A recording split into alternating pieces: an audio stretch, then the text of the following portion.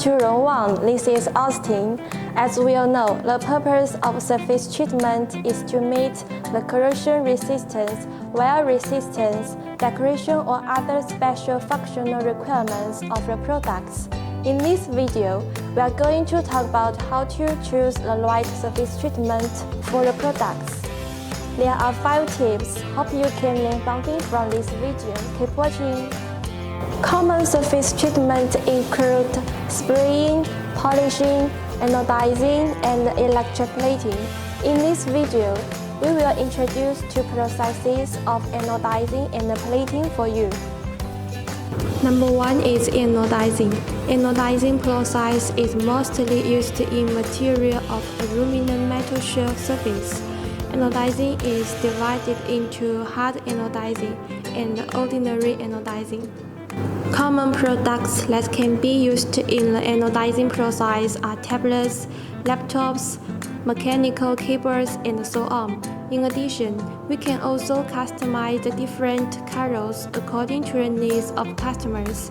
So, if your product needs to meet the needs of wear resistance, beauty, and so on, then hard anodizing is the best choice. Number 2 is electroplating process. In order to improve the use time of various products and parts, electroplating surface treatment is commonly used in some medical devices and industrial equipment products. Because the products used in these fields usually need to have a certain corrosion resistance. So, if your products need to be used in these areas, then it is recommended that you choose electroplating. For these products, we will also use different methods for plating according to customer needs, such as nickel plating, chrome plating, zinc plating, and so on. If you are interested in this or still have questions, please feel free to contact us to communicate. We have a professional team to help you analyze. Here is Austin.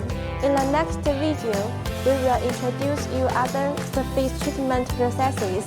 If you want to know more craft tips, please click like and subscribe. See you next video. Bye bye.